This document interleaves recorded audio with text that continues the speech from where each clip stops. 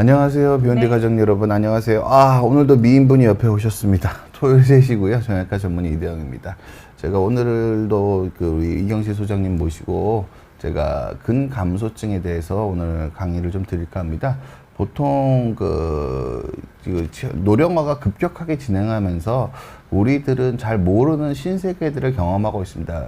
진료하는 의사들 입장에서도 그렇고 연세가 들어가신 분들 입장에서도, 그러니까 이렇게 건강이 잘 관리되다가 갑자기 떨어지는 노년기의 여러 가지 문제들에서 우리가 슬기롭게 대처하지 못하면서 의사들도 그렇고 환자들도 그렇고 많은 것들을 새로 배워가고 있는 시기라고 저는 생각을 하고 있습니다.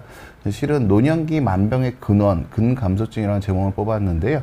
저는 이게 틀리다고 생각하지 않습니다. 우리 소장님께서 설명을 해주시겠지만 이게 근육 자체가 간접적으로 또는 직접적으로 신체 활동과 기능에 아주 많은 영향을 미치고요. 그 간접적으로 직접적으로 미치는 영향 과정에서 근육, 척추 그런 것들이 상당히 중요합니다.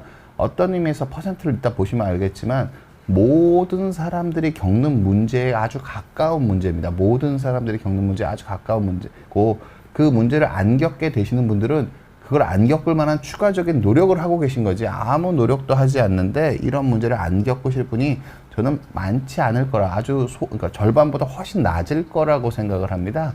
그래서 이거는 누구나 알아야 하는 노년기 만병의 근원인 근감소증에 대해서는 누구나 상식적으로 어느 정도 이해하실 필요가 있다고 생각을 하고, 우리 이경실 소장님께서 그런 부분 너무 설명을 잘 해주셔서 제가 한 번 더 부탁을 드렸고요. 제가 오늘 강의 내용을 미리 봤는데 그렇게 어렵지 않고 여러분들이 잘 이해할 수 있도록 너무너무 준비를 잘 해오신 것 같더라고요. 여러분들이 오늘 강의를 잘 들으시면은 누구나 근감소증의 공포에서 벗어나실 수 있고, 누구나 건강하게 죽는 날까지 건강 수명을 누리는 삶을 얻으실 수 있으실 거라고 생각합니다. 그리고 방송 말미에 저번에 저랑 근감소증을 설명드렸던 부산에 계시는 이동영 원장님께서 초청을 해서 전화로 연결을 해서 이동영 원장님한테도 근감소증을 어떻게 대처하고 계신지 좀 물어보는 시간을 갖도록 하겠습니다. 이경수 선생님 나와주셔서 너무 감사합니다. 네, 안녕하세요. 저는 이경실입니다. 가정의학 전문의이고요. 지금 메디컬푸드 연구소에서 일하고 있습니다. 지난달부터는 진료도 보신다고 들었는데. 네, 그거는 큰 그건 아니라서, 지금 이제 근감소증에 대해서 진료 볼 때 많이들 물어보셔서 제가 이제 준비를 해봤고요. 나이에 따라서 근육량 변화, 이거는 사실 한국인에 대한 데이터는 아니고 해외 데이터긴 합니다. 근데 우리나라에서도 요거를 많이 이용해서 설명을 하고 있고요.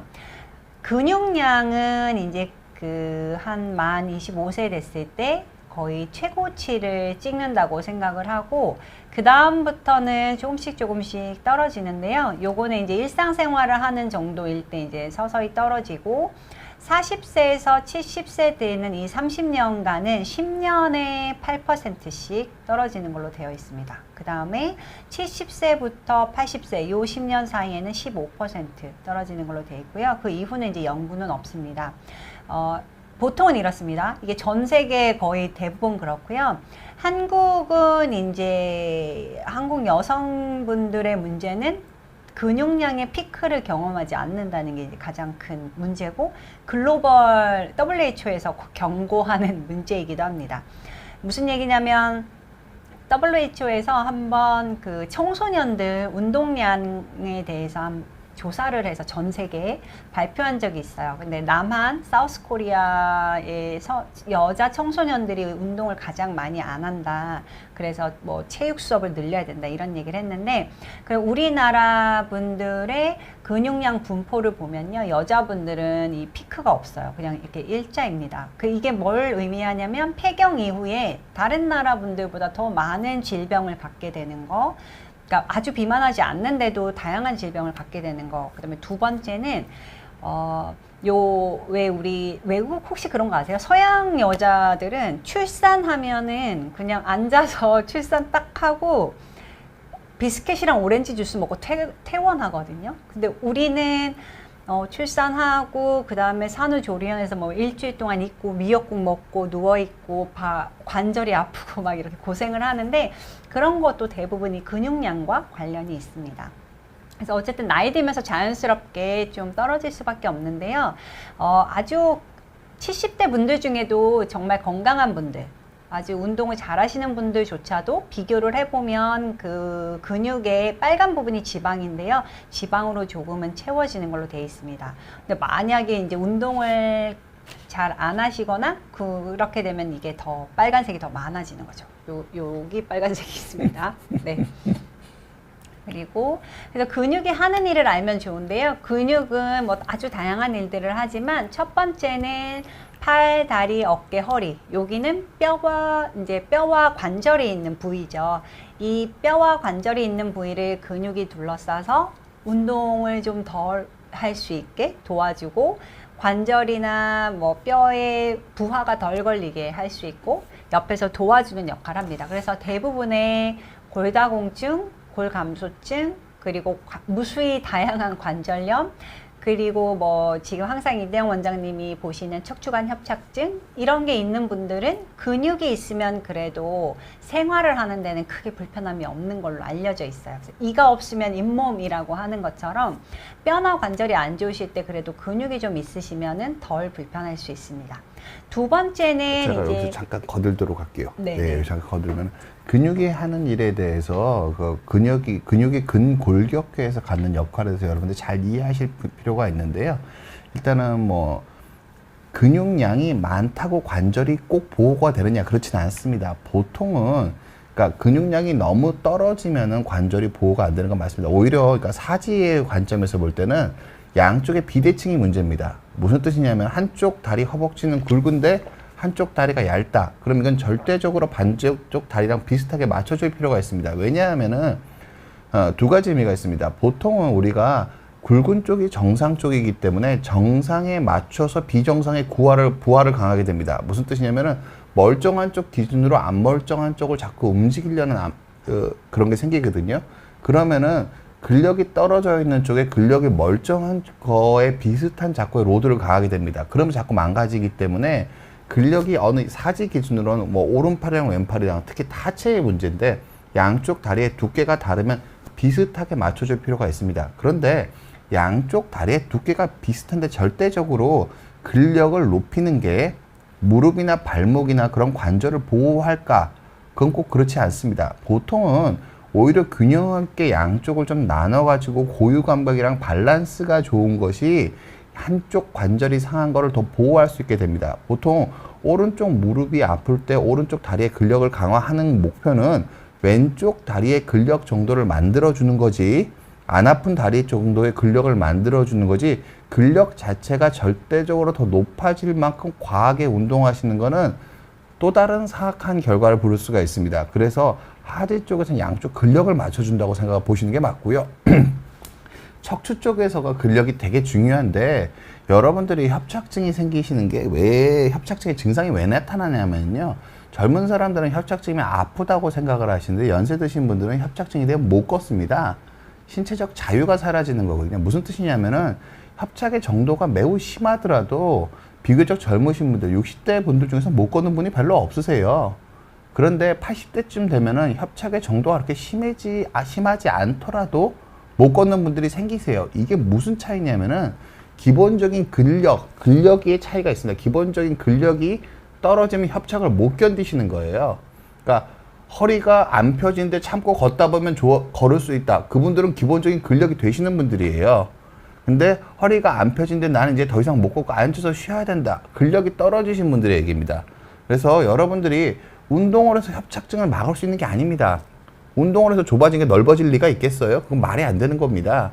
오히려 운동을 통해서 허벅다리 근력, 코어 근육이 좋아지면은 퇴행을 좀 늦출 수 있고 추가적인 협착의 진행을 늦출 수 있고 첫 번째, 두 번째 이게 어쩌면 더 큰 거일 수도 있습니다. 협착증을 잘 견딜 수 있게 해줍니다. 그래서 환자분들이 근육의 역할에 대해서 이 정도로 생각하시는 게 맞습니다. 그럼 이걸 자세히 들어보면 이건 근육 부자랑 별로 관계가 없는 겁니다. 근육이 어느 정도 좋아야 되는 거지 근육량이 많으면 많을수록 도움이 된다는 거는 그거는 환상입니다. 물론 대부분의 분들이 근육이 부족하시기 때문에 어느 정도 근육을 갖추려고 노력해야 된다는 건 좋은데 근육 자체가 절대선이 아닙니다. 기본적으로 양쪽 균형을 맞추는 능력, 그리고 근육이 생기더라도 코어 근육보다 팔다리 근육이 더 강하면 허리 더 빨리 망가집니다. 상대적으로 코어 근육이 더 강해야지 허리의 부담을 줄이는 밸런스 엑서사이즈를 하기가 유리합니다. 그래서 절대적인 근육량이 중요한 게 아니라 코어 근육이 중요하고 양쪽 근육 간의 하지 같은 경우에 밸런스가 중요하고 부상을 안 당하는 건 고유 감각 같은 게 중요한 겁니다. 그리고 전체적인 근육량이 어느 정도 돼야지 몸의 활력이 유지가 된다. 이런 쪽으로 생각을 하셔야지 근육량이 그냥 절대적으로 많은 게 무조건 절대선인 것처럼 오해하시면은 또 다른 사악한 문제를 부를 수 있다는 말씀을 제가 좀 꼭 좀 드리고 싶습니다. 네. 근육을 돈이랑 똑같이 생각하시면 제일 쉬운데요. 돈이 많다고 해서 무조건 행복한 거는 아니잖아요. 근데 돈이 저는 행복하고 없으면 싶은데요. 힘든 건 맞잖아요. 그러니까 돈이 없으면 뭔가 괴로운 일들이 계속 있는 거는 맞잖아요. 근데 돈이 많다고 해서 그게 다 사라지진 않거든요. 그래서 근육도 없으면 힘든 거는 확실해요. 근데 뭐 무조건 많다고, 예를 들어 이제 그 바디빌더들, 미국의 진짜 챔피언들 보면은 50세 이후까지 사는 분들이 별로 없으세요. 그래서 근육이 많다고 무조건 좋은 건 아니고, 지금 원장님 말씀하신 것처럼 적정량이 있어야 된다. 요거를 기억하시면 되고요. 근데 이제 오늘은 이제 주로 너무 없는 분들을 위한 이야기이기 때문에 어느 정도 채울 수 있는 방법들을 이야기를 해 드리려고 합니다. 두 번째는 심장과 혈관을 도와주는데요. 그래서 이제 근육이 적절히 있어야 되는데 그렇지 않게 되면 심장병, 그리고 당뇨, 고혈압, 이거 다 혈관 질환인데요. 그런 것들이 조금 더 안 좋아질 수 있습니다. 그리고 거기에 이어서 특별히 혈당을 또 이야기하는 이유는 근육은 혈당을 가지고 쓸 수 있는 애예요. 그러니까 예를 들어 우리가 뭐 밥을 많이 먹었다. 그럼 혈당이 갑자기 올라가거든요.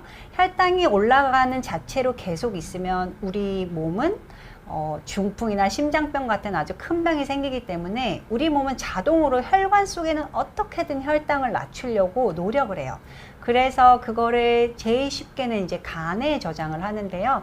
근육이 많은 분들은 그거를 근육에다가 보낼 수 있어요. 그러면 많이 쓰거든요. 그러면 간에 덜 저장되니까 지방간도 덜 생기고 당뇨도 천천히 진행되고 뱃살도 잘 안 생기고요. 그래서 근육이 이런 걸 좀 같이 도와주고, 또 지금 저희 그 다른 구독자분께서 말씀하셨는데 80세 노인 이제 어머니셨던 것 같아요.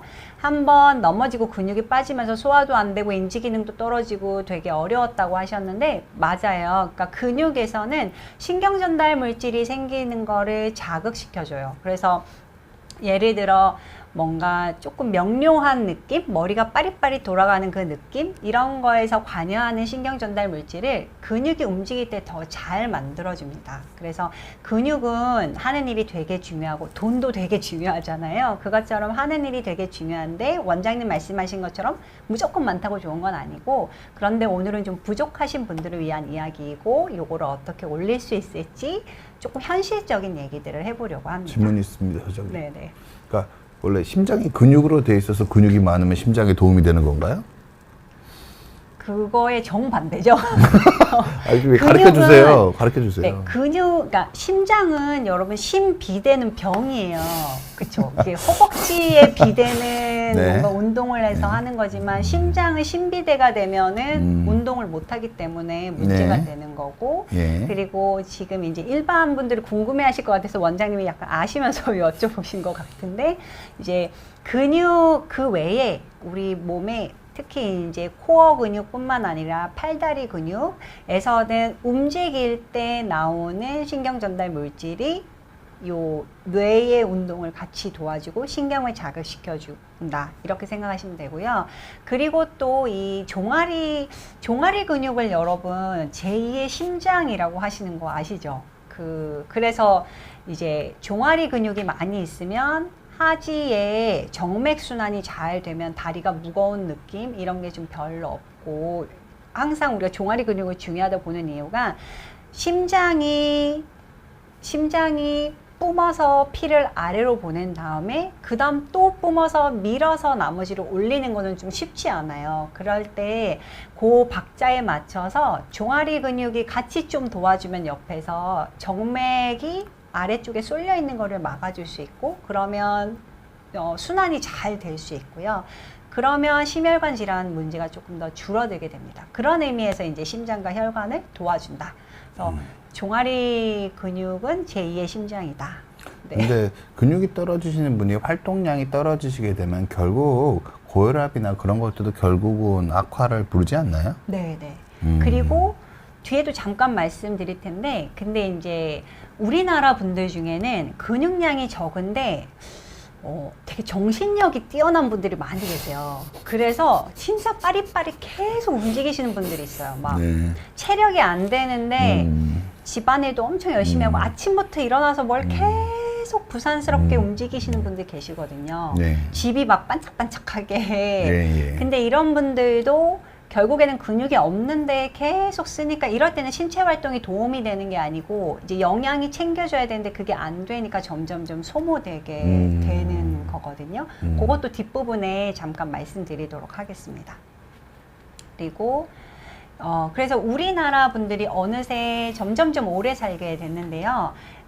평균 기대 수명이 이제 82.4세고, 현재 이제 이미 82세를 넘으신 분들 많이 계시잖아요. 그런 분들도 지금 5년 이상 더 살 수 있게, 지금 80세이신 분들도 남아있는 게 5년 이상 충분히 살 수 있다고 되어 있어요. 그러니까 이렇게 오래 살게 된 나라가 됐는데, 문제는 건강하게, 그러니까 병원에 누워서 지내시지 않고 내가 일상생활을 내가 할 수 있으면서 사는 나이는 그거보다 훨씬 어려서, 우리나라의 평균적으로 많은 어르신들이 17.5년을 병원에, 요양병원에 계신다고 알려져 있어요. 그래서 이렇게 건강 수명과 기대 수명의 그 차이가 점점 벌어지고 있는데요.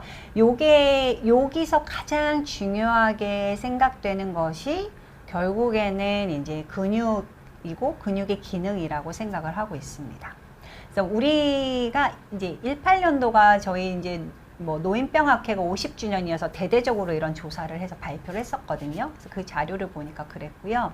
그래서 근감소증은 병원에 오시면 재는 방법은 좀 복잡해요. 운동도 하고 근육량을 실제 뭐 이제 영상 기기를 통해서 검사를 하시기도 하고, 근데 이제 집에서 그냥 해보는 방법은 그 줄자로 한번 재보시면 되는데요. 허벅지는 가장 굵다고 생각되는 부분을 이제 수평으로 한번 이렇게 재시고, 종아리도 한번 재셔가지고, 요거보다 이제 49cm, 뭐 44cm 미만이면 허벅지 둘레가 너무 가늘어지면은 근육이 좀 빠지고 있는 건가 생각하시면 되고요. 종아리도 마찬가지입니다. 근데 여기서는 이제 너무 이미 비만이셔가지고 근육이 적어도 지방이 많아서 요 둘레가 나가는 경우는 좀 예외인데, 그거는 본인이 더 잘 아시니까 이제 그거를 감안해서 한번 이제 해보시면 좋겠고요. 그 다음에 이제 기능 검사도 그냥 집에서 해볼 수 있는 방법이 있어요. 그래서 요거는 제자리에 서서 한쪽 다리를 들고 서 있는데 눈을 떠도 되고 감아도 돼요. 감으면 더 어렵거든요. 그래서 5초 이상은 가능해야 되는데, 이게 안 되면은 이제 좀 어르시는 경우가 많아서 조심하셔야 되고, 의자 옆에서 하시는 걸 권유드리고요. 그 다음에 이제 두 번째는 의자에 앉아서 팔을 이렇게 올리고 팔 힘 없이 엉덩이로 이렇게 일어나는 거. 요런 걸로 한번 확인해 보실 수 있고요. 그 다음에 이제 100m를 걸을 때 걷는 속도가 사실 제일 중요하거든요. 그래서 현실에서는 내가 근육에 빠지고 있구나 느끼는 가장 첫 번째는 녹색볼이 보이는데 그냥 기다렸다 다음에 건너야지, 이거를 생각하고 저기를 내가 저 남아있는 시간 동안 못 건널 것 같은데, 이 생각이 들면 내가 좀 근육이 좀 빠졌나 이렇게 생각하라고 되어 있고, 걸음걸이 속도가 느려지는 게 이 근감소를 보는 가장 중요한 지표입니다. 제가 조금 거들면은요, 이게 무슨 뜻이냐면, 저렇게 못 걷게 되시는 분들이 아주 많은 수는 협착증을 가지고 계세요. 근데 한 가지 중요한 거는요, 대부분 어떻게 움직이냐면은 근감소는 그렇게 급격하게 진행하지 않습니다. 몇 달 만에 팍팍 진행하지 않거든요. 근데 근감소가 되다가 어느 정도 지나면 이제 협착증을 못 이기는 수준이 됩니다. 그럼 보행거리가 확 줄어요. 3개월 만에 막 1시간 걷다가 30분 걷고 30분 걷다가 10분 걷고 이게 확 줄어들거든요. 그래서 그러니까 이렇게 확 줄어들고 나면은 수술이나 그런 걸 통해서 신경을 감압하셔도 보행거리가 최근에 감소된 정도로밖에 안 늘어납니다. 그래서 여러분들이 제가 환자분들한테 언제나 보는 게 어르신들 제일 많이 착각하는 게 아프면 안 움직여요. 안 움직여서 덜 아프면 괜찮다고 착각을 하시거든요. 그게 괜찮은 게 아니에요. 연세가 드시면 드실수록 내 활동량이 줄어드는 거에 되게 민감하게 반응을 하셔야 됩니다. 그러니까 활동량이 아파서 활동량을 줄이면 근감소가 가속화돼 버려요. 그러면은 우리 소장님 계속 말씀하시면 부자가 파산해 버리는 거라고요. 돈 다시 모으는 거 되게 힘들거든요. 그래서 연세 드신 분들은 내 활동량이 줄어드는 경향을 되게 유심히 살피셔야 됩니다.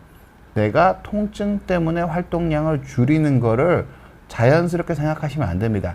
그 쉬는 것도 아주 잠깐 동안 뭐 약이나 주사 치료하는 잠깐 동안 쉬어봐야 되지만 원래 활동량을 회복이 안 되시고 우울해하시면서 활동량을 줄여버리시면은 보통 노화를 겪는 과정에 어르신들이 팍팍 늙는 순간이 그 순간입니다. 그렇게 한번 활동량 줄이면 근육 왕창 빠지고 힘 없어지고 활동량 줄이면서 우울해지고 그럼 노인이 돼 있는 거예요. 그래서 통증이 생겼을 때 활동량을 줄이기보단 어떻게 하면 통증은 있는 그대로 두더라도 통증이 별로 안 줄어들더라도 내가 활동량을 유지할 수 있을지를 보셔야 됩니다. 아까 질문하신 노모분 한번 넘어져도 골절되고 누워있으면 못 일어납니다. 누워있는 동안 활동량, 근육이 확 떨어져 버리거든요. 그럼 그거를 80 먹은 노인네가 운동을 해서 근육을 다시 올린다는 게 실은 현실적으로 거의 불가능에 가깝습니다. 그래서 활동량을 줄여들지 않게 관리하시는 게 노인분들이 됐을 때 정말 중요한 거고요. 아까 뭐 질문 주신 분 중에 뭐 삶에 의욕이 없으신 거죠. 대부분 이게 통증이랑 관련이 있어요. 뭐 하면 아프니까 의욕이 없어지는 경우가 되게 많으시거든요. 그러면은 이걸 정확하게 진단을 받아서 지속 가능한 치료를 받으셔야지 활동량을 줄이는 식으로 대처하시는 거는 언제나 별로 좋지 않습니다. 정형외과가 그러라고 있는 과거든요. 활동량을 안 줄이고 유지하게 만들어 드리려고 있는 과기 때문에 좋은 정형외과 선생님들 많으니까 잘 상의하셔서 활동량을 잘 유지하시는 게 매우 중요하다는 말씀 좀 드리도록 할게요. 제가 이제 들으면서 여기 봤는데 김승진님 말씀이 저는 이제 계속 생각이 나는데 김승진님이 뭐라 그러셨냐면은 오래 살기 너무 지겹다. 재미없는 영화를 계속 보는 기분이다. 이렇게 말씀하셨는데 이제 제가 이제 김승진님의 연세를 모르니까요. 근데 제가 이제 서울대병원에서 쭉 근무를 했었잖아요. 거기에 이제 뭐 이렇게 연명치료 나는 이제 뭐 거의 죽을 뻔하면은 심폐소생술 하지 않겠다. 뭐 이런 거를 막 받아요. 근데 나중에 이거 나 철회하고 싶다고 하시는 분들이 계세요.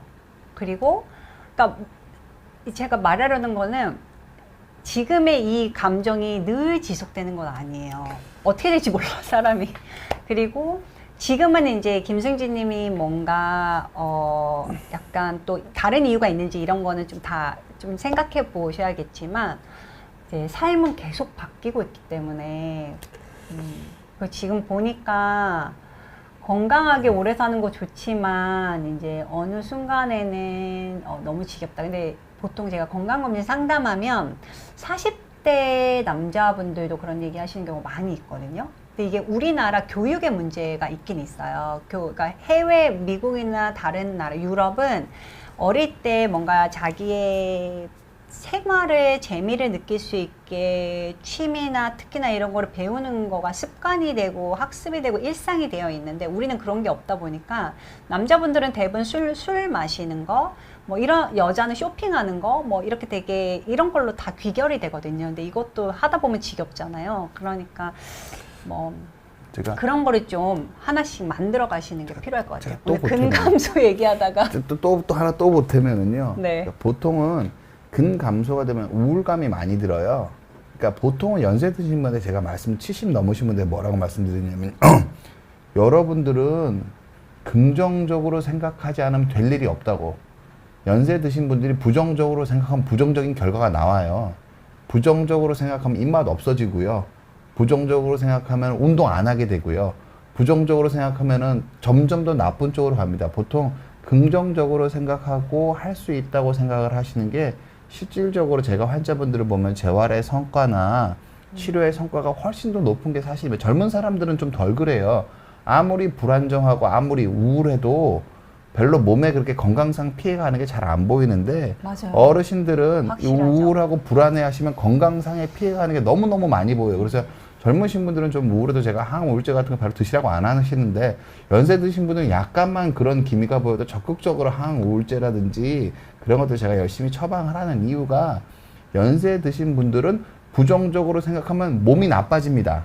정신만 나빠지는 게 아니라 그래서 그런 것들을 내 마음을 내가 긍정적으로 생각하는 게 이 근감소증을 잘 이겨내는데도 매우 중요합니다. 내가 할 수 있다고 믿으셔야 됩니다.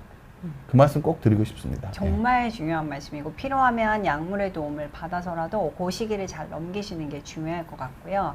요거는 이제 우리나라에서 이제 경희대병원에서 연구를 기반으로 이제 선별 검사 요걸로 점수를 내서 각각을 나중에 요거 캡처해서 한번 해보세요. 그래서 종합한 점수가 4점 이상이면은 근감소증의 위험이 크다고 보고 여기 보면 무게 4.5kg라고 했는데 이게 얼만큼일까? 우리 그 2리터짜리 물 있잖아요. 그거 2개가 이제 4kg 정도 되니까 그거가 어떤지 한번 생각해 보시면 좋을 것 같고요. 그래서 요거 한번 해보시고 요거는 캡처해서 한번 해보시면 좋을 것 같고요. 근데 이게 이제 아까도 돈은 재테크잖아요. 근육도 이제 근테크를 해야 되는데 이게 왜 어려운가 똑같은 것 같아요. 돈 모으는 거 어려운 거랑 똑같은 것 같은데 일단 이제 65세 이상이신 분들을 살펴보면 2명 중에 1명은 건강하게 안 드시고 있으세요. 그러니까 드시고 싶은 것만 드세요. 드시고 싶은 게 보통 어떤 거냐면 밥에 김치에 나물 반찬에 국 조금 요렇게만 늘 드시고 또 나물 반찬은 또 많이 드셔가지고 배는 또 이게 식이섬유는 많다 보니까 배가 좀 불편해서 소화가 늘 안 되는 느낌이 있으신 경우가 많이 있고요.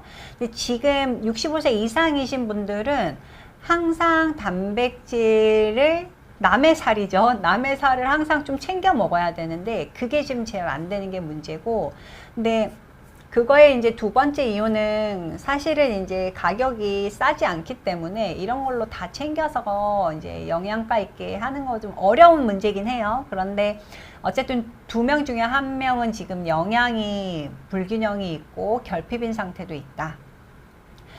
그리고 두 번째는 이제 2명 중에 1분 50%죠. 65세 이상인 분들 50%는 운동량 자체가 부족하시고요. 그 중에서 한 20% 정도의 분들은 이 다리 근육의 근력도 떨어져 있습니다.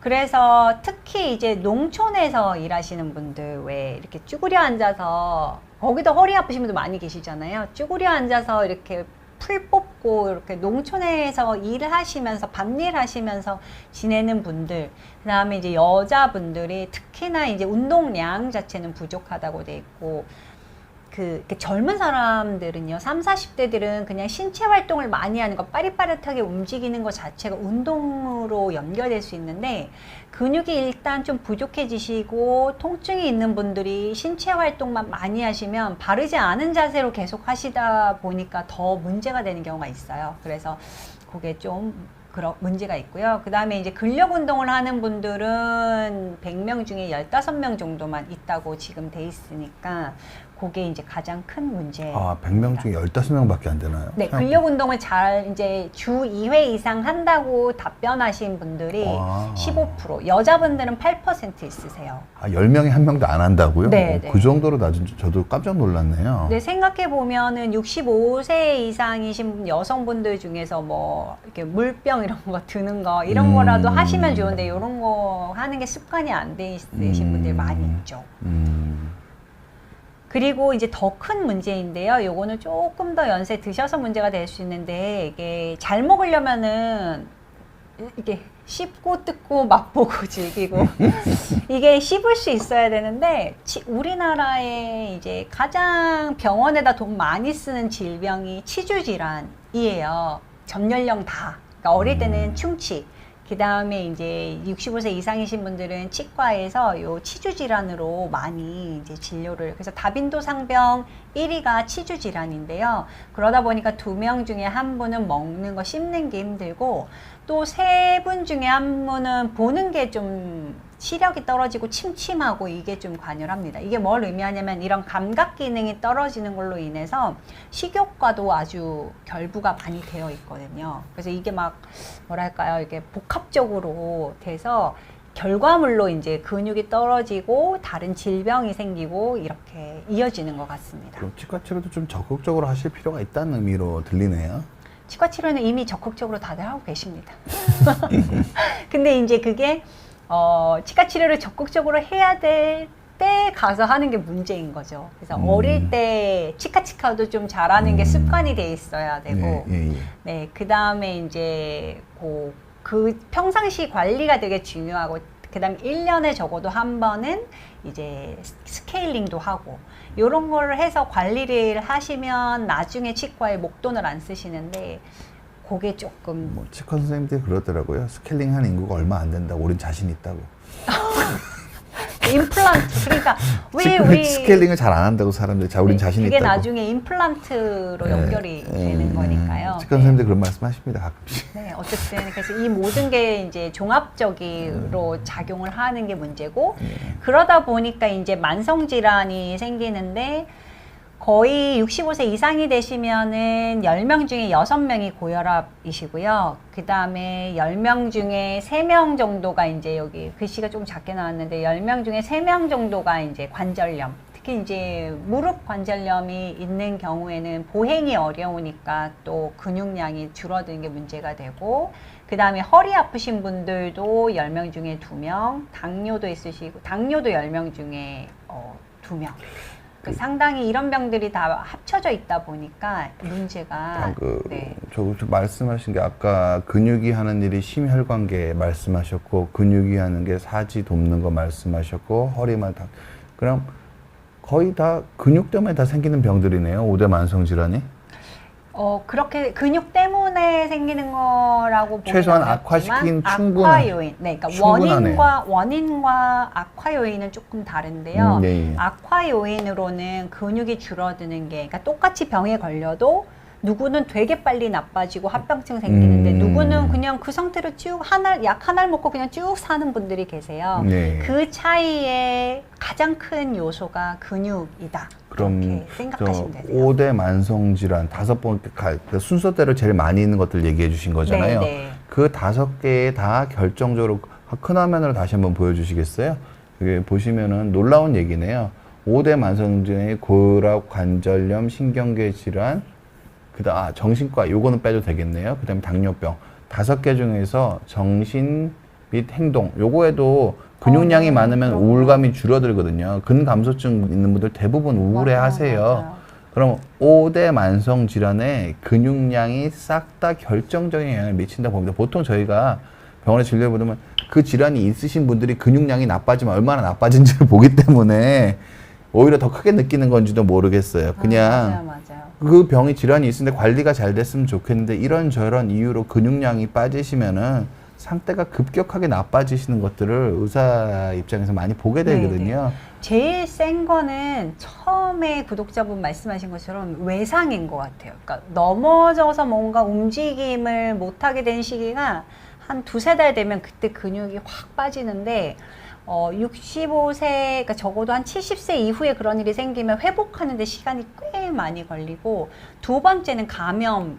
그러니까 폐렴에 한번 걸려서 치료를 오랫동안 받고 누워 계시거나 이러면 그런 게 이제 가장 문제가 되는 것 같아요. 네. 그러니까 제가 그래서 좀 또 말씀드리면 아프면 누워서 쉬는 거는 진짜 짧게 하셔야 되고, 연세 드신 맞아요. 분들은 진짜 짧게 하셔야 돼요. 아무것도 안 하고 누워 있겠다고 하시면 그건 우울증이거나 다시 못 일어나실 확률이 있기 때문에 진짜 짧게 하셔야 되고요. 제가 허리 보는 의사로서 말씀을 드립니다.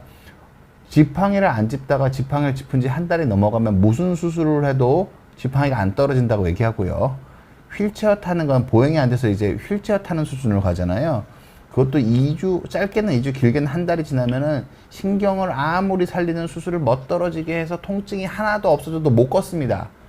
그러니까 휠체어를 한 달 정도 될 정도로 근력이 떨어져 버리시면 그게 대부분 고령의 분들이기 때문에 그분들이 신경을 다, 젊은 사람들은 그 상태에서 감압으로 신경을 다 해결을 해주면 걸을 수가 있는데요. 연세 드신 분들은 그걸 걷는 과정에서 근육도 잘 안 생기고 근육을 올리려고 심장에도 문제가 가고 잠도 못 자고 스트레스도 받고 식욕도 떨어지고 다양한 여러 가지 문제들이 다 있기 때문에 한 달 정도 휠체어를 타시면 무슨 수술을 해도 다시 정상 독립보행은 안 된다고 설명을 드립니다. 그만큼 근육의 손실 자체가 연세 드신 분들한테는 비가역적 변화라고 보셔야 되고, 여러분들이 자기 근육량 지키기, 자기 활동량 지키기에 대해서는 매우 적극적으로 생각을 하셔야 됩니다. 매우 적극적으로. 예. 네, 맞아요. 그래서 아까 말한 대로 제일 큰 이벤트가 이제 낙상입니다. 그래서 넘어지지 않게 진짜 주의하셔야 되고요. 겨울에는 너무 이렇게 아침 일찍 나가시지 않는 게 안전하고, 어떻게 하다 넘어졌는지 여쭤보면은 첫 번째가 65세 이상이신 분들 넘어지는 거, 엉덩방아 찢는 거 왜 그러나 1번 바닥이 미끄러워서, 그러니까 빙판길이나 아니면은 마룻바닥이 너무 뺀질뺀질하면 넘어지실 수 있고요. 두 번째는 다리에 힘이 풀려서, 이거는 그러니까 근력을 좀 유지해야겠죠. 그리고 세 번째는 발이 어디에 걸려가지고 넘어지는 경우가 많아요. 그래서 집에 뭔가 너무 문턱이 높거나 이러면 조금 그런 요인을 좀 없애놓는 게 좋습니다. 그러니까 잠결에 화장실 가다 넘어지시는 경우가 좀 문제가 많이 있거든요. 그래서 그런 거를 좀, 그리고 발을 접질리는 거, 갑자기 어지러운 거, 이런 것도 다 체력과 약간 관련이 있는 거라서 요런 거를 조금 기억하시고 관리하실 필요가 있습니다. 그리고 거기다가 문제는 이제 근육은 별로 없는데 지방이 많이 생기는 게 문제고요. 여성 노인의 65세 이상 여성분들 중에 10명 중에 4명이 비만이세요. 그래서 이제 근데 또 그러다 보니까 살을 빼려고 뭘 안 먹기 시작하면은 물이랑 근육부터 빠지거든요, 몸에. 그래서 뭔가 이제 기력이 없고 주름은 느는 것 같고 이렇게 되는 악순환으로 들어갑니다. 그래서 좀 젊은 친구들이랑은 다른 방식으로 살을 빼는 게 필요하고요. 그런 이유로 이제 어쨌든 일상생활을 하는데 문제가 되는 분들이 지금 25%가 있는 걸로 돼 있습니다. 그래서 기능이 떨어지면 사실 뭐 근육이 좀 종이장 같아도 내가 일상생활 하는 게 문제가 없으면은 크게 병적으로 가지 않는데, 그게 안 되는 순간, 그러니까 원장님 말씀하신 것처럼 그런 순간에 급격히 안 좋아지기 때문에 이렇게 되지 않게 좀 관리하실 필요가 있습니다. 그다음에 이제 또 다른 문제는 혼자 사는 게 제일 센데요. 혼자서 하시는 분들이 밥을 뻑적지근하게 차려 먹기가 어려워요. 그러니까 여자분들도 갑자기 건강 상태가 안 좋아지시는 거 보면은 배우자분이 돌아가시고 뭐 그냥 나 혼자 먹는데 뭐 그냥 밥에 김치 이렇게 먹게 되고, 남자분들도 그렇고, 그래서 혼자 지내시는 거가 또 먹는 거를 잘 안 챙겨 먹게 되는 이유 중에 하나기는 합니다. 그래서 이제 간단히 이제 제가 말씀드리는데요. 어쨌든 남의 살을 좀 먹어야 돼요. 그래서 동물성 단백질, 식물성 단백질, 늘 말씀드리는 것처럼 본인 체중의 1.0g을 먹자. 요거는 아예 그냥 뒤에 어떻게 먹어라 그냥 알려드릴게요. 그래서 이제 숫자만 살짝 들어보시면 되고요.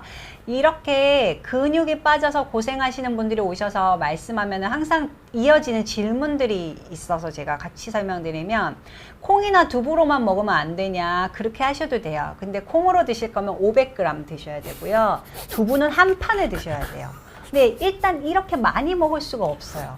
그러니까 젊은 사람은 먹을 수 있는데 이 양 자체를 먹는 게 일단 식욕이 그만큼 있지 않으시기 때문에 내가 차라리 조금을 먹어도 단백질을 얻을 수 있는, 그러니까 제가 한번 먹어봤거든요. 이 콩 500g을 이틀 먹으니까 진짜 물려가지고 도저히 먹을 수가 없는 거예요. 두부 한 판은 어떻게 해도. 드셔보셨어요? 두부는 이제 먹으니까 계속 김치랑 불고기 이런 게 계속 생각이 나더라고요. 그래서 콩은 콩밥으로 해가지고 먹는 게 한계가 좀 있는 것 같고, 그 다음에 이제 그럼 고기를 드세요 하면 항상 고기를 많이 먹는 거 적색육이 암을 일으킨다고 돼 있는데, 대부분의 연구는 가공육이에요. 그러니까 햄, 훈제해서 뭔가 만드는 거. 근데 또 되게 신기한 건 어차피 65세 이상인 분들은 이런 거를 어릴 때 먹어본 적이 별로 없기 때문에 어차피 얘는 많이 드시지도 않거든요. 그래서 신선육은 그런 문제가 거의 없고, 두 번째로 암 일으키는 거는 그 신선육 자체가 아니고 조리 방법에서 있는데요. 그 숯불을 바로 구우면 위암을 일으킬 수 있는 물질이 생기는 걸로 알려져 있어요. 그래서 태워서 먹는 게 문제고, 후라이팬에는 괜찮습니다. 그래서 이제 굽거나 볶거나 해서 드시는 거 전혀 문제 없고요. 고기는 한 200~300g까지도 괜찮지만, 보통 제가 환자분들이나 65세 이상인 분들한테 이제 해보고 얘기 들어보면 100g 정도는 그래도 먹을만 하다고 하시니까 그 정도만 드셔도 좋습니다. 그러면 하루에 필요한 단백질 양의 3분의 1 정도를 채우시는 거거든요. 그럼 그 외에 우유나 뭐 또 콩, 요거트 이렇게 골고루 드시면 되고요. 단백질 보충제가 좋을까요? 물어보시는데 좋습니다. 뭐라도 드시면 돼요. 뭐 셀렉스도 있고 또 뭐 여기 저희 뭐 에스더 포뮬러에 나오는 것도 있고 이마트에 가면은 쫙 있잖아요. 그 중에서 맛있는 거를 사서 드시면 돼요. 맛은 본인 각자 좀 다르시더라고요. 그래서 이제 초코 맛도 있고 딸기 맛도 있고 그다음에 곡물 맛도 있고 다양하게 있으니까 관심을 가지고 이것저것 드셔보시는 거가 가장 중요할 것 같고요. 요거는 약간 이게 잘려서 편집이 잘못된 것 같은데요. 그러면은 이제 그 다음으로 뭔가 음식과 영양에 대해서 공부하신 분들이 하시는 질문이 액체로 된 거 먹어도 돼요? 라고 물어보세요. 무슨 얘기냐면 탄수화물은 액체로 된 거를 먹지 말라고 하거든요. 혈당을 많이 일으키고, 예를 들어 같은 과일이어도 씹어 먹는 것보다는 주스로 먹는 게 당뇨를 만들고, 또 콜라나 사이다 같은 정제된 탄수화물로 만들어진 액체는 훨씬 더 나쁘다고 되어 있는데요. 단백질은 그렇지 않아요. 그 고체형이나 액체형이나 똑같이 작용할 수 있다고 돼 있어서 씹어 먹는 게 어려우면 이렇게 액체를 이용해서라도 단백질을 채우셔야 돼요. 그리고 항상 기억하셔야 되는데요. 이제 고기가 먹으라고 하면 고기가 진짜 안 땡긴다고 하는데 그 먹고 싶지 않은 그 마음이 노쇠의 첫 증상이에요. 그래서 이런 마음이 들면 내가 억지로라도 좀 먹어야겠다.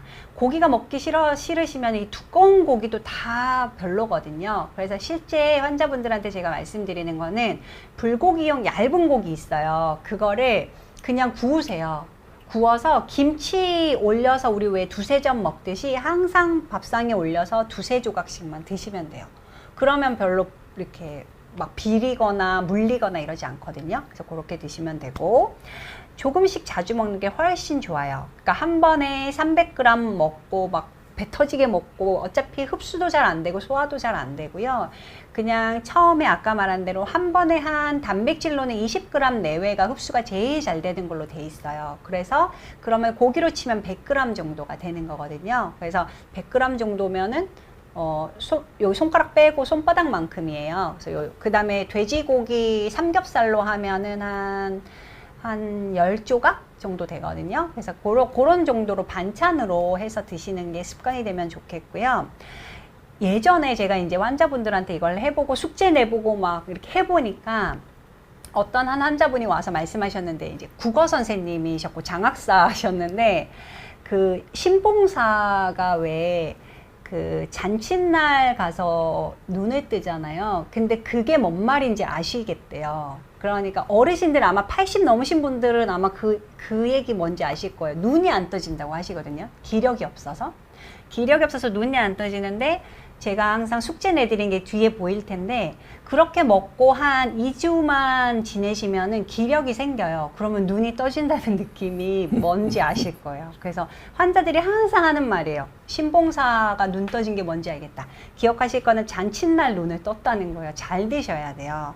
그리고 이거 진짜 먹기 싫은데 하는 환자들한테 제가 항상 하는 말이, 이제 옛날 동화에 신데렐라 있잖아요. 신데렐라가 파티에 가려면 집안일을 다 해야지 갈 수 있었죠. 여러분들이 좋아하는 고구마, 칼국수, 수제비 이런 거 드시고 싶으시면 숙제, 이 단백질 계란 2개 아니면은 이 고기 꼭 드시고 그 다음에 드시는 거예요.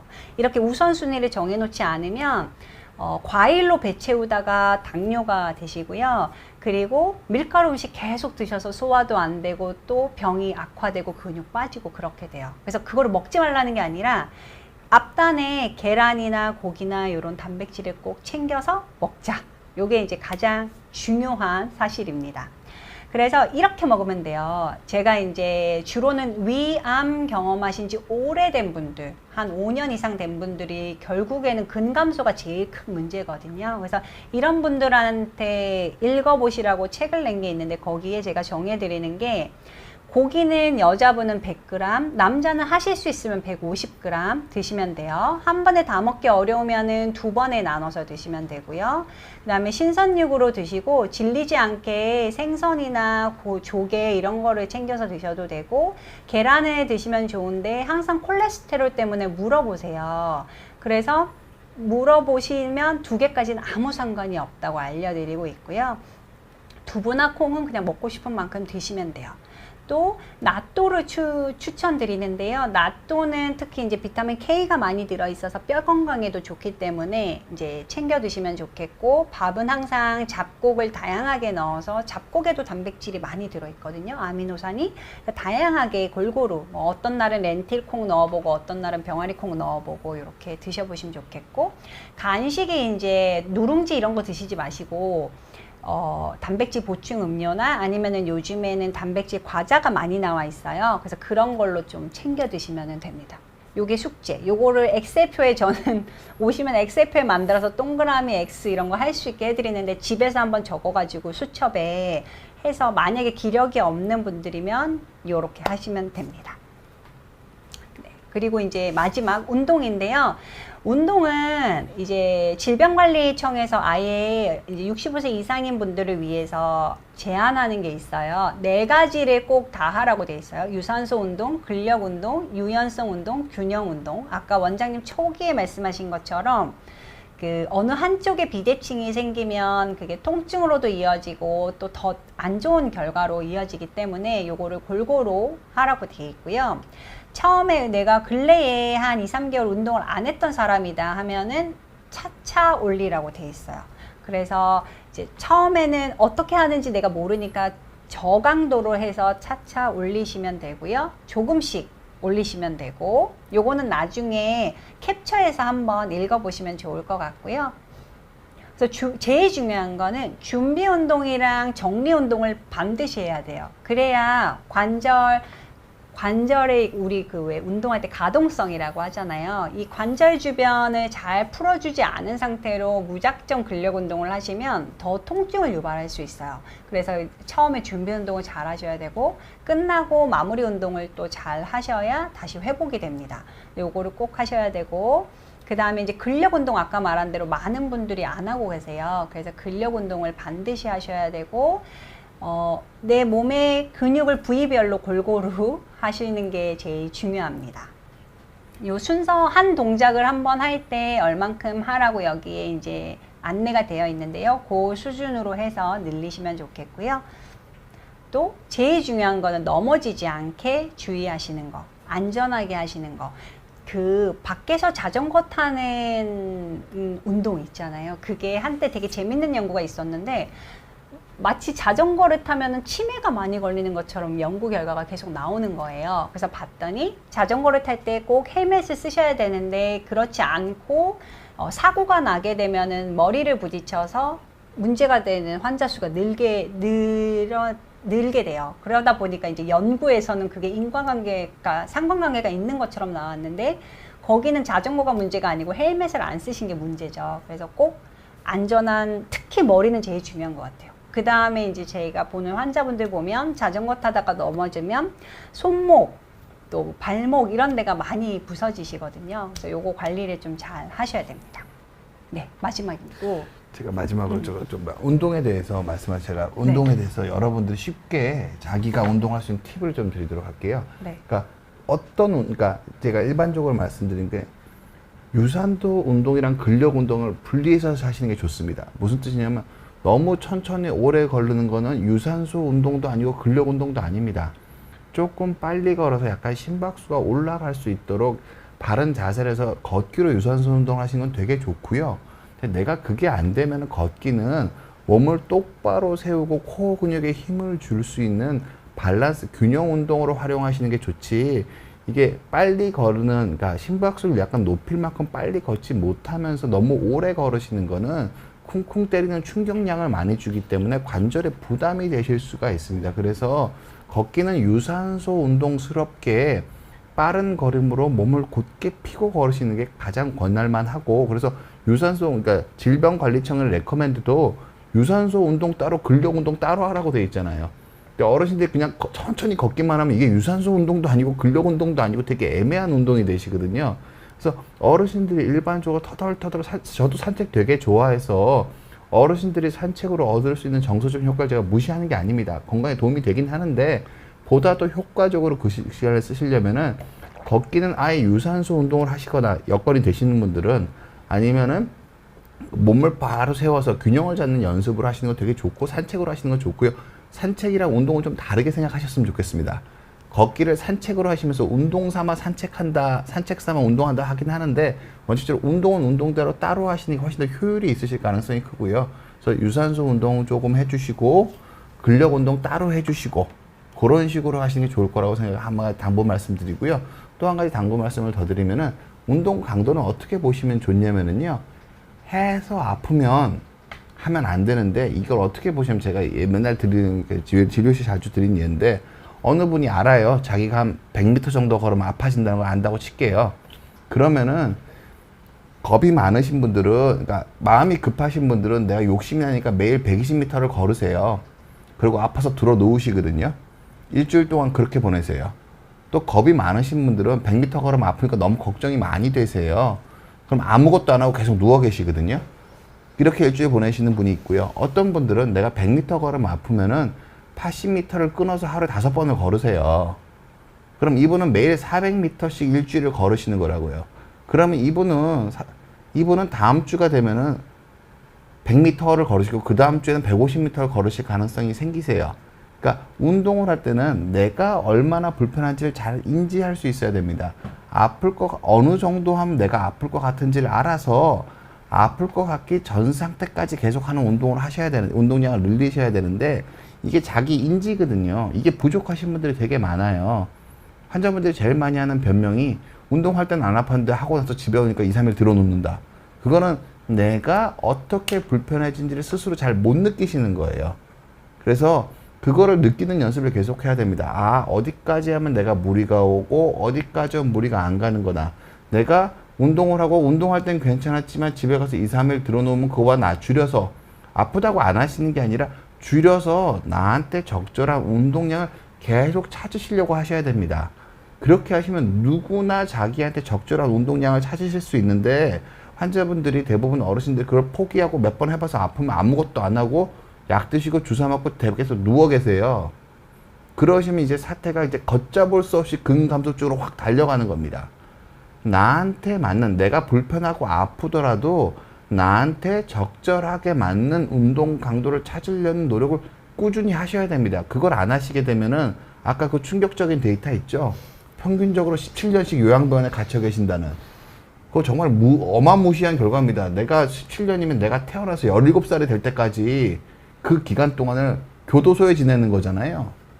17년짜리 감옥에 요양병원도 재밌긴 해요. 재밌긴 한가요? 아, 죄송합니다. 뭐 아무튼 약간 좀 넓은 감옥에 계신, 약간 넓은 감옥에 17년 동안 내가 죄수 생활을 하시게 될 수가 있습니다. 그래서 내가 통증이 생기고 내가 활동량이 떨어졌을 때 내가 할 수 있는 적절한 활동량을 찾으시려고 제가 말씀드린 것처럼 진지하게 노력을 하셔야 됩니다. 이게 재활의 가장 기본이고 노년기를 안전하게 관리하는데 가장 중요한 메시지라고 저는 생각을 하고 있습니다.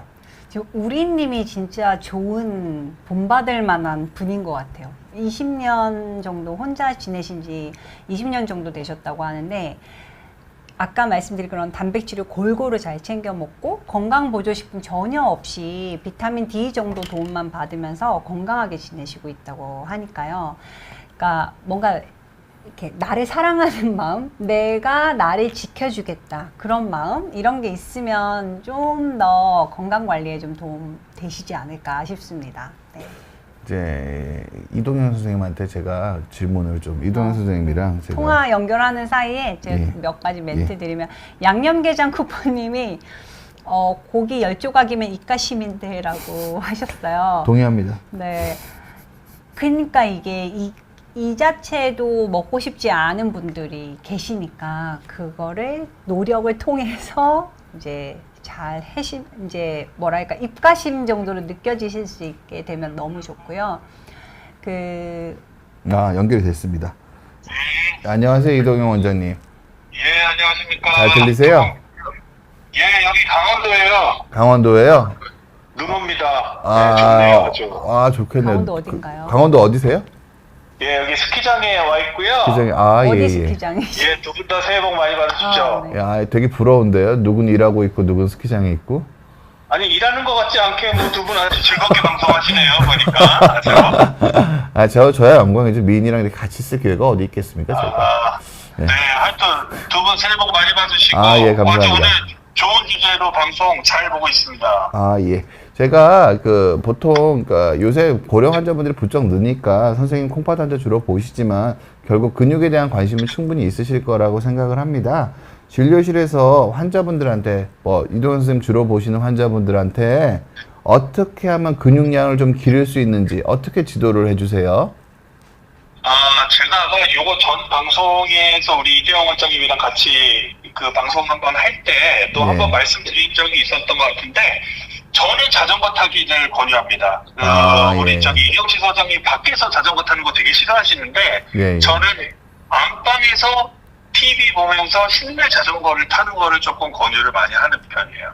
예, 추운데 밖에 나가서 이렇게 하시다가 진짜 골절의 위험성이나 뭐 이대영 원장님 잘 아시겠지만, 예, 그런 위험성이 많으니까 앉아서 집 안에서 하실 수 있는 운동을 좀 하시라, 저는 이렇게 말씀 많이 드리고 있고요. 예. 제가 작년에 8월하고 11월에 2번 정도 일본 출장을 갔다 왔거든요. 학회 출장도 있고 뭐 예, 그래서 갔더니, 저는 뭐 주로 혈액 투석 환자를 보지만 혈액 투석을 하는 4시간 동안 누워서 자전거를 타게 하는, 그러니까 침상에 바이시클을 갖다 놓고 타게 하는 그런 물리치료를 하더라고요. 예. 근데 사실 그렇게 하면 물론 근 감소에도 도움이 되지만 투석 중간에 혈압이 떨어지는 이벤트들이 많이 있거든요. 근데 그렇게 해서 이제 운동을 중간에 시키면 투석 중에 혈압 떨어지는 이벤트가 훨씬 덜해요. 그거는 뭐 논문에도 나와 있는 아주 효과적인 방법이거든요. 그래서 일본 같은 경우에는 그런 걸 많이 하고 있더라고요. 그 문헌상에서 보면 미국도 많이 하는데, 문제는 이제 일본은 그렇게 하면 수가를 받는데 우리나라는 오직 원장의 선의로만 그게 가능하다는 게 좀 문제긴 하고요. 원장님은 착하시잖아요. 죄송해요. 방송에서 이렇게 얘기하시면 제가 뭐 하겠습니까? 저도 다음부터 전화 안 받으시네.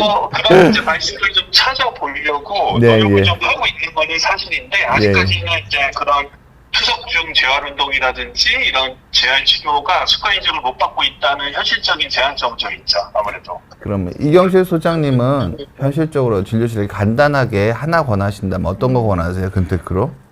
실내 고정식 자전거는 저도 추천합니다.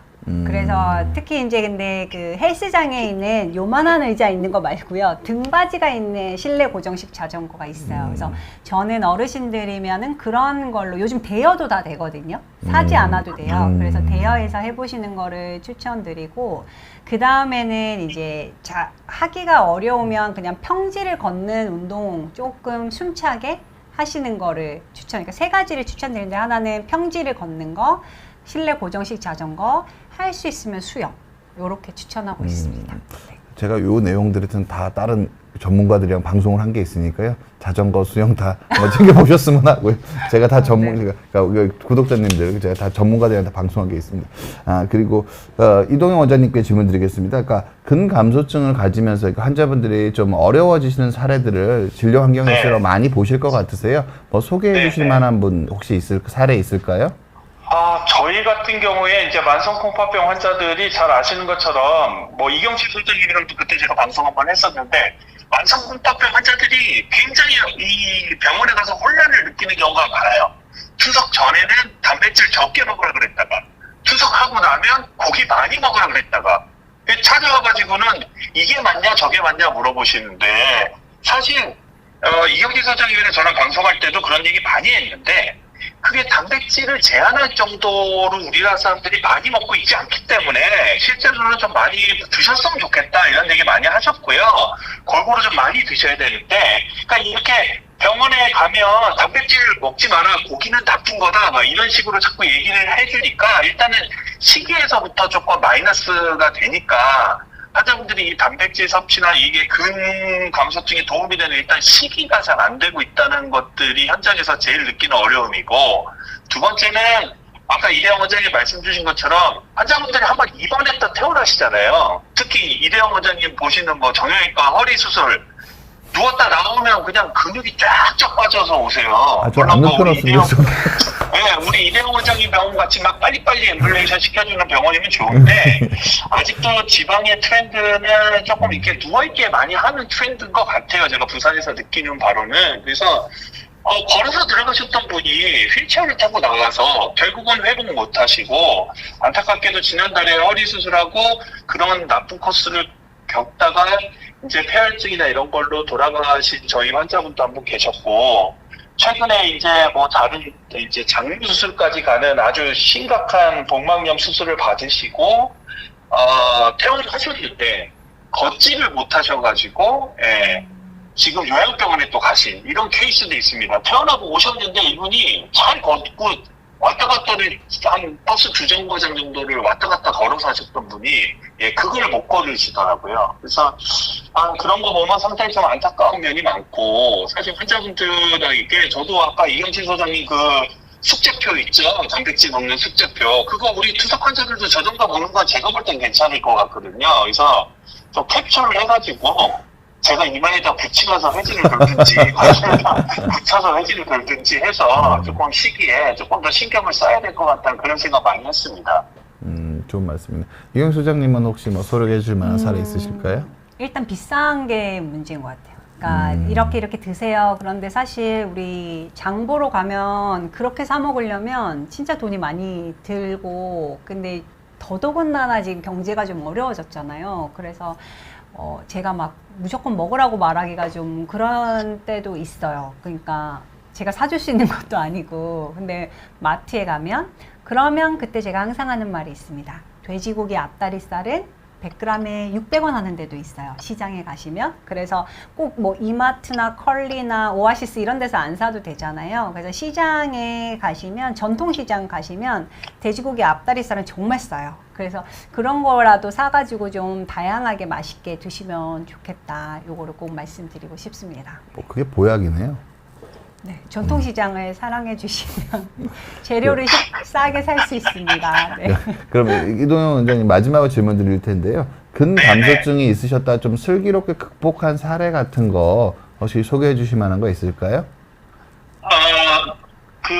전에 제 방송 때 한번 말씀드렸던 모 회사의 단백질 영양제 음료수라는 표현이 맞나요? 하여튼 마시는 영양제가 있어요. 추석 환자들한테는 이제 보험으로도 처방이 나갈 수 있는 모 회사의 모 제품이 있는데 저 같은 경우에 한 1년 반 전부터 그런 것들을 좀 쓰면서 환자분들이 특히 혼자 사시는 분들 끼니 챙겨 먹는 거 상당히 귀찮아 하시잖아요.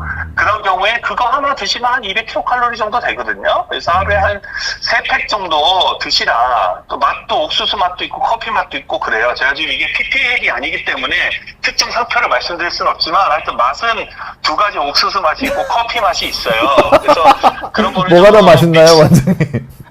제가 먹어보니까 옥수수 맛이 약간 옥수수 막걸리 맛도 나고 괜찮아요, 보니까. 그래서 저는 옥수수 맛을 선호하는데 또 어르신들 중에서는 커피 좋아하시는 분들은 커피 맛. 이렇게 해서 또 하나만 드시면 물리니까 그렇게 해서 믹스업을 해서 좀 드시고 식사하시고 나서 입가심용으로 같이 좀 보조제 역할로 좀 드셔라. 이렇게 했을 때에 실제로 실제로 저희 투석 실환자들이 2주에 한 번씩 피 검사를 하거든요. 그때 실제로 알부민 같은 게 좀 올라가는 효과들을 좀 경험한 예들이 좀 있고, 실제로 인바디 같은 거 해보면 근육량이 좀 늘어나는 분들도 왕왕 있더라고요. 그래서 그런 경우에는 조금 도움을 좀 받았던 것 같고, 또 우리 이영재 소장님이 지금 뭐 하시는 또 사업 중에서 이런 노인 영양 관련된 이런 제품들 많이 생산해 주실 걸로 지금 기대하고 있어서, 사실 좋은 제품 많이 만들어 주시면 저희 투석 환자들한테도 좀 적용시켜 보고자 하는 그런 또 희망을 또 가지고 있습니다. 네. 소장님 화이팅! 네, 감사합니다. 그러니까 네. 저 허리 환자들 것도 만들어 주시고요. 아, 네. 일단 그러니까 원장님이 말씀하신 거의 제품은 의사가 처방하는 거기 때문에 이제 병원에 오셔서 뭐 상담을 하시고 처방 받으면 되고, 또 그 외에도 다양한 그런 처방 없이 살 수 있는 제품들이 있으니까 활용하시는 방법도 있을 것 같고요. 네. 소장님 뭐 소개해 주실 만한 사례 없으실까요? 저는 아까 이제 숙제 내드린 거를 진짜 잘 하신 85세 그 남자 왕년의 국어 선생님이셨던 그 환자를 꼭 소개드리고 항상 소개시켜드리고요. 오늘은 특히 우리님 구독자분들 중에 우리님이 지금 잘하고 있으신 사례 같아요. 그러니까 혼자 지내시지만 스스로 잘 챙겨서, 친구들은 3일에 한 번 병원에다 돈 쓰는데 우리님은 그 돈으로 그냥 여유롭게 여가를 즐기시면서 살고 계시니까, 이게 제가 항상 생각하는데, 예전에 우리는 10대 후반에 결혼해가지고 아기 낳고 40대에 할머니 할아버지가 되고, 그 다음에 한 60쯤 되면은 돌아가시던 예전의 시절이 있잖아요. 이랬던 때로부터 3, 40년밖에 안 지났는데 너무 많이 바뀌어 있거든요. 그러니까 내 의지와 상관없이 우리는 한 90까지는 살 수 있게 됐고요.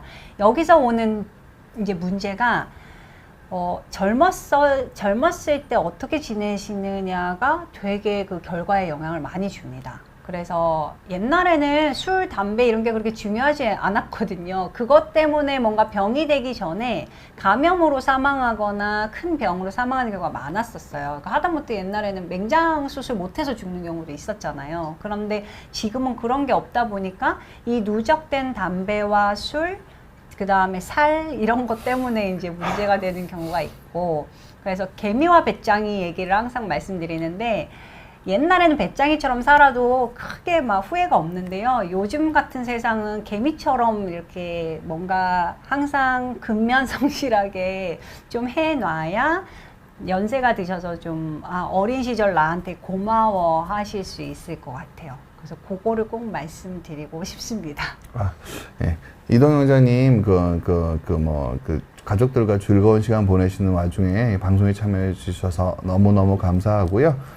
추운 강원도에서 좋은 경치 많이 보시고 저한테 사진 하나 보내주세요. 알겠습니다. 우리 이경재 소장님도 방송 잘 마무리하시고요. 제가 오늘 뒤에 방송이 없어서 이 두 분도 오늘 너끈히 2시간 하시겠구나 그렇게 생각하고 있었는데, 아니나 다를까 4시를 가뿐하게 넘기시네요. 역시 두 분.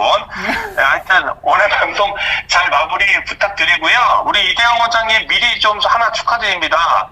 저랑 찍으신 운동하자 걷기 투어. 예. 100만 영상에 얼마 안 있으면 등극하시게 되겠던데, 100만 영상의 주인공이 되셨네요.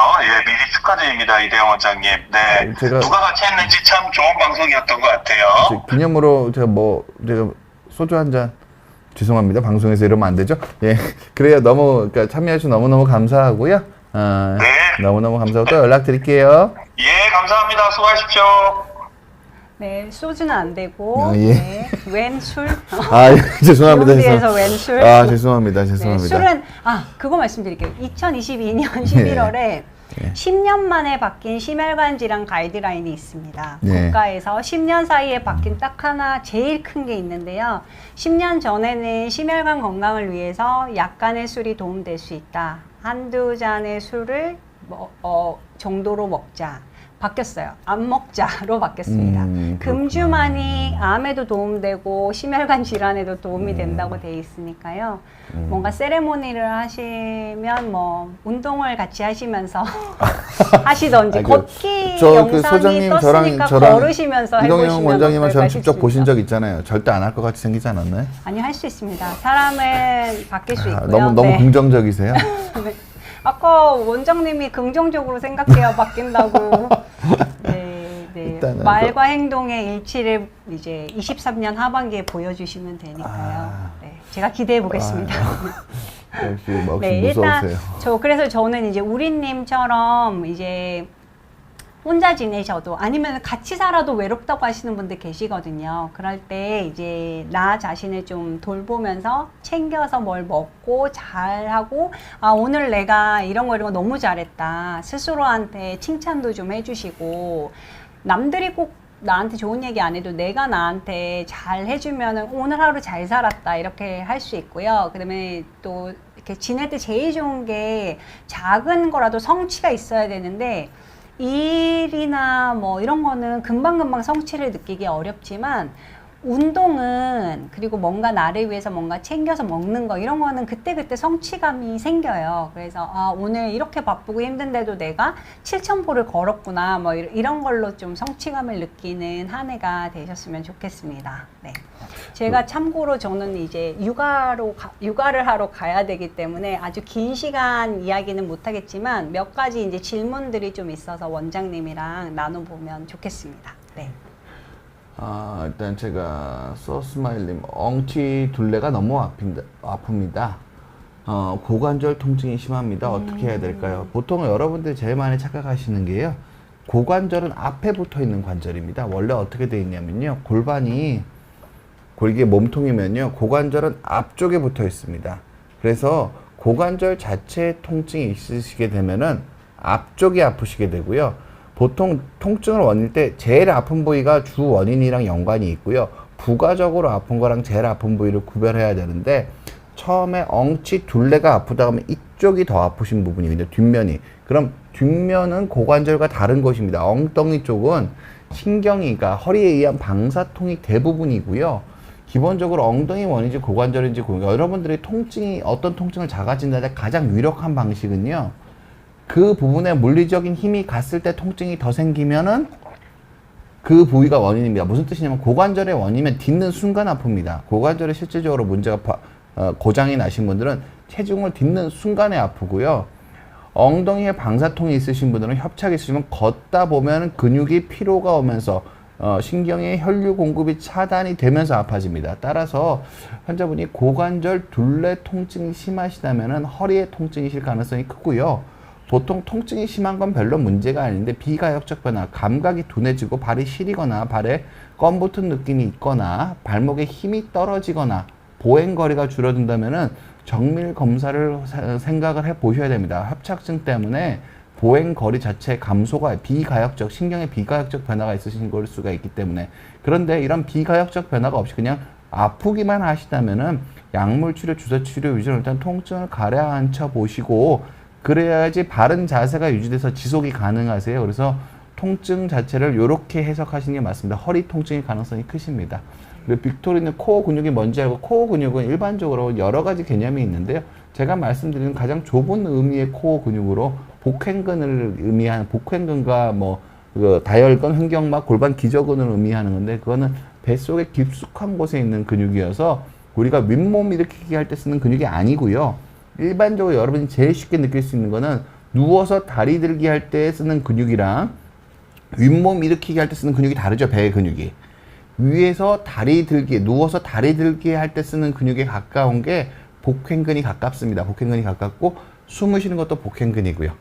예, 그렇게 보시면 될 것 같고 지금은 소장님 이거 웃음 가득 한번 다. 네, 그리고 그 코어 근육 말씀하셔서 또 이제 찾아보시면 이제 요직근 아니면은 요런 걸로 스트레칭 검색하시면은 나오는데 아주 뱃속 깊숙이 있는 근육을 이야기합니다. 그러니까 요게 잘 잡아주면 허리도 좀 덜 아프시고 아까 말씀하신 이제 엉덩이 주변의 통증, 가끔 좌골신경통이라고 하잖아요. 그러니까 그 신경이 이제 눌리면서 오는 통증이 있기 때문에 그런 분들도 그 왜 개구리 자세의 스트레칭이나 아니면은 앞쪽에 그러니까 앞쪽에 서해부를 늘려주는 스트레칭을 하시면 도움이 많이 됩니다. 그리고 전진혜 님이 인바디 검사 80 넘으면 좋은가요? 했는데 80 넘으시나요? 저는 환자들만 봐서 그런지 80 넘는 분을 지금까지 한 3명 정도밖에 못 본 것 같아요.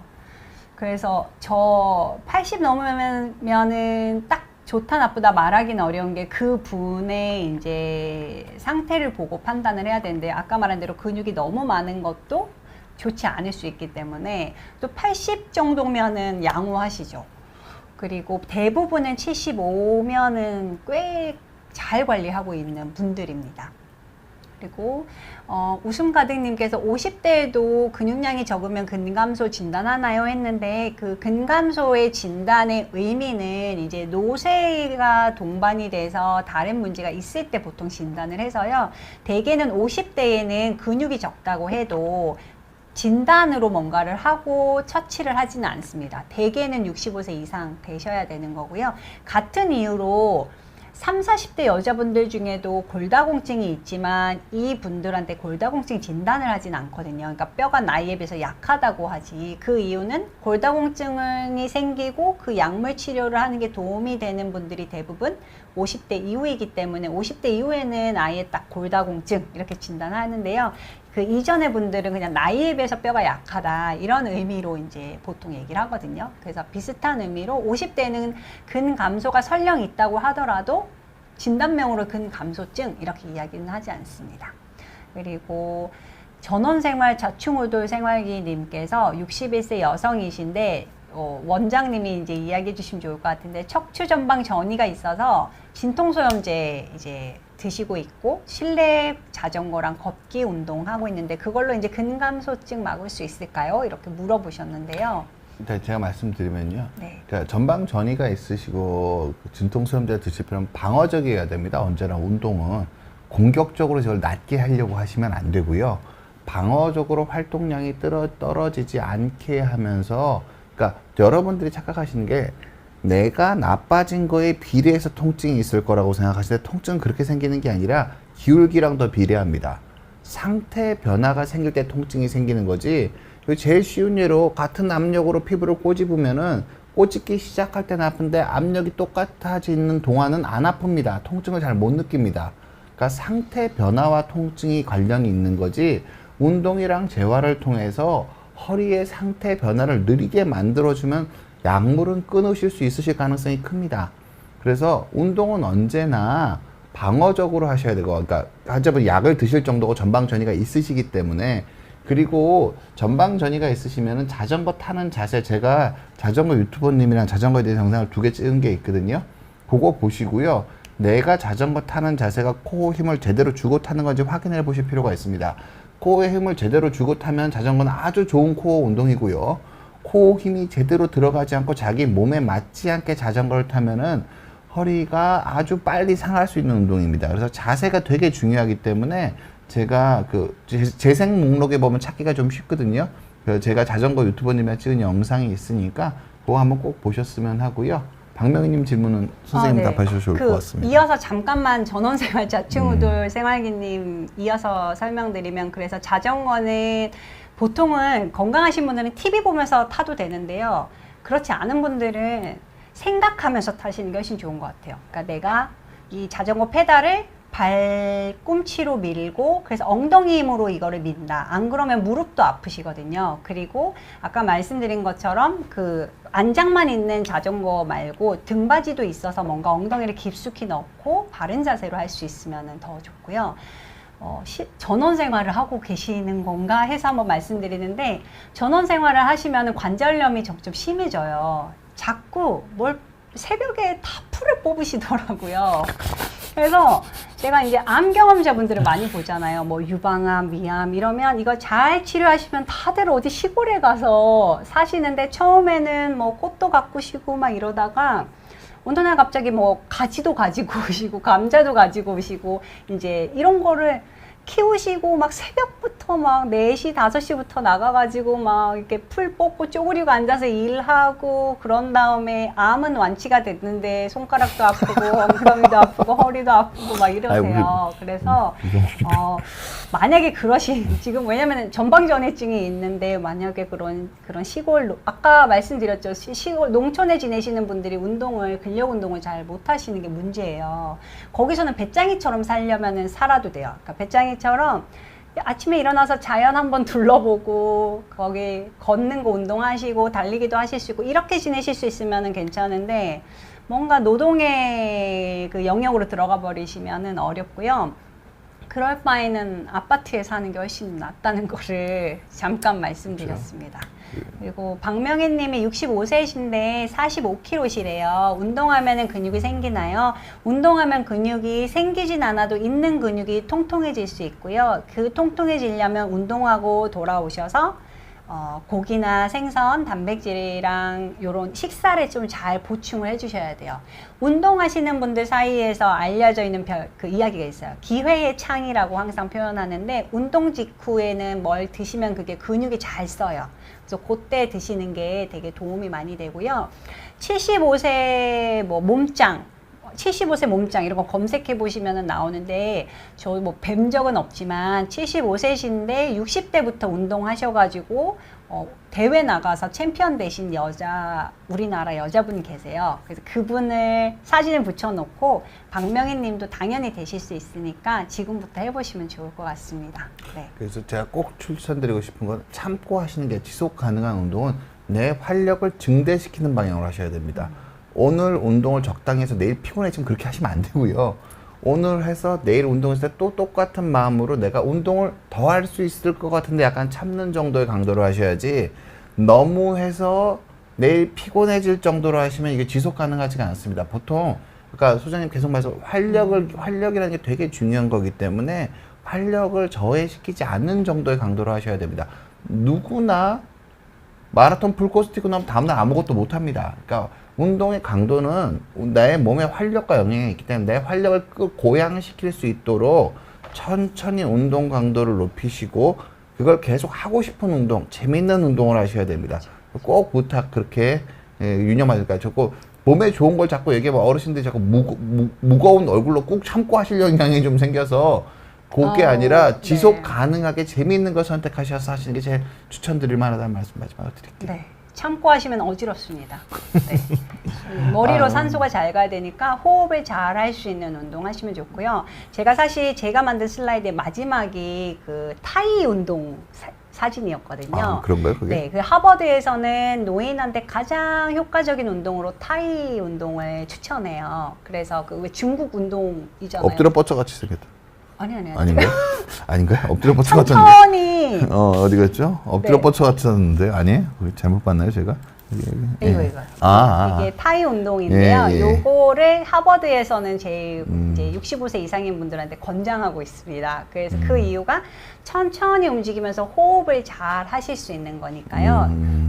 요거 이제 우리도 찾아보니까 아침에 공원에서 모여서 하시는 분들 있더라고요. 그래서 지금은 추우니까 좀 그렇고 봄 되면은 그런 거 해보고 새로운 거를 배워보시는 거가 또 삶의 새로운 재미가 될 수 있으니까 해보시면 좋겠고요. 마지막으로 이창수님께서 이제 발등 인대를 오래전에 다치셨는데 아직 잘 못 오래 걸으면 아프신가 봐요. 그래서 의자에 앉아서 할 수 있는 운동 알려달라고 하셨는데 이게 오래전에 다치신 거면 어쨌든 인대가 좀 두꺼워져 있지만 잘 풀고 하시면은 이제는 할 수 있는 거 아닌가요? 저는 걸으라고 그러니까 제가 네. 먼저 말 아픈 약간- 걸 두려워하지 마시고 네. 그러니까 의사랑 먼저 상의를 하셔야죠. 이 아픈 걸 참아도 되는지 안 되는지 상의를 하셔야 되는데 발등에 있는 정도는 웬만큼 박살나도 다 걸을 수 있습니다. 죄송해요. 제가 아주 예외적인 경우를 제외하고는 네. 뼈가 부서지는 형태로 전이 되지 않으면 인대 자체 망가진 거는 약간의 신발의 도움과 맞아요. 약간의 재활의 도움을 받으면 거의 다 보행 정도나 걷기 운동 정도는 빠른 조깅까지도 거의 다 무난하게 하실 수 있습니다. 네. 그러니까 아픈 걸 제가 아까 말씀드렸죠. 아픈 걸 겁내서 운동을 안 하는 건 아주 사악한 결과를 부릅니다. 죄송해요. 잠깐 김기종님이 타이치 태극권 운동 맞아요. 태극권 운동입니다. 그거 뭐 다른 운동 딱히 모르겠다면 태극권 운동을 한번 집에서 이렇게 해보시는 거 유튜브에 많이 있더라고요. 해보시면 좋고요. 그 제가 2년 전쯤에 테니스 치다가 넘어져가지고 발목 인대가 이제 파열이 된 적이 있는데 그래서 제가 이창숙 님이 어떤 느낌이신지는 저도 알 것 같아요. 그래서 걷다 보면은 계속 아픈 느낌이 있는데 그럴 때는 이제 매일매일 요거를 스트레칭을 잘 해주시는 게 좋을 것 같아요. 그러니까 인대가 아예 끊어지던 아니면은 좀 거의 끊어질 뻔하던 붙던 이러면은 이게 왜 우리 종이도 다시 붙이면은 그 붙이는 부위가 약간 이렇게 두꺼워지고 딱딱해지잖아요. 그래서 약간 그런 상태이기 때문에 따뜻한 물에 이제 발을 담그고 조금 부드럽게 하신 다음에 발등 마사지도 좀 오일 이용해서 잘 하시고 발을 좀 잘 저녁에 이제 좀 잘 달래주신 다음에 다음날 또 잘 원장님 말씀하신 것처럼 걸으시면서 신발을 좀 운동화를 편한 거를 잘 신으시는 게 중요할 것 같아요. 그러니까 발등을 단단하게 잘 묶을 수 있고 발목까지 올라오는 운동하면 더 좋고요. 그래서 그런 신발을 사셔가지고 잘 신고 운동하시면 좋겠고 그렇지만 이제 운동을 할 때 좀 더 강도를 주고 싶은데 발에 힘이 안 쓰면서 앉아서 하는 운동을 알려달라 하셨으니까 그거는 헬스장에 가시면 기계 운동들이 많이 있어요. 특정 부위별로 할 수 있게 돼 있는.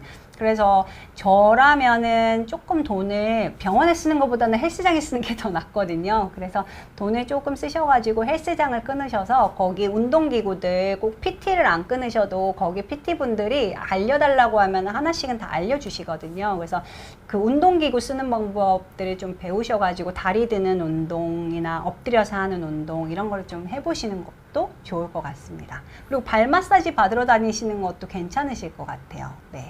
이상입니다. 이창수님 발 사이즈가 달라졌으면 진료를 한번 보셔야 됩니다. 발 맞아요, 사이즈가 맞아요. 달라졌다고 말씀을 진료를 한번 보시고 선생님이랑 상의하시고 근데 아프다고 포기하시는 것보다 걸어서 운동을 포기하는 건 꽤 많은 부분을 포기하시는 거기 때문에 그리고 오래 걸으면 아픈 거니까 짧게라도 걷는 운동을 포기하시는 건 별로 현명하지 않으실 가능성이 크고요.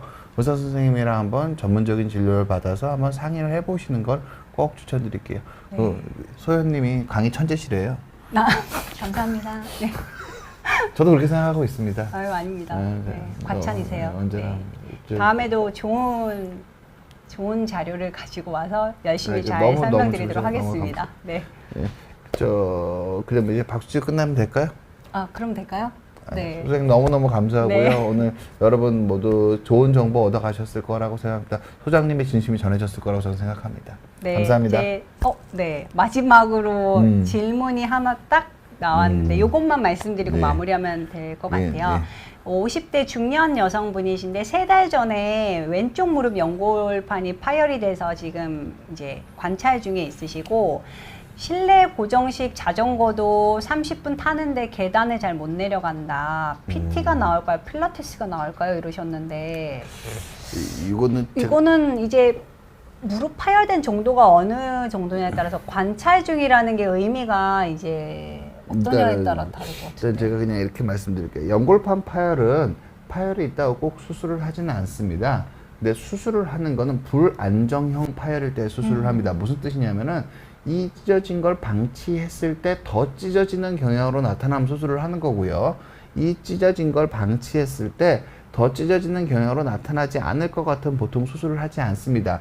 이 안정형과 불안정형을 판단하는 데 있어서 MRI 여러 가지 성형, 횡파열, 여러 가지 파열을 하는데 그거 다 밑에 부가적으로 있는 얘기고 근본적으로는 더 찢어질 만한 파열인지 더 찢어지지 않을 만한 파열인지를 보는 건데요.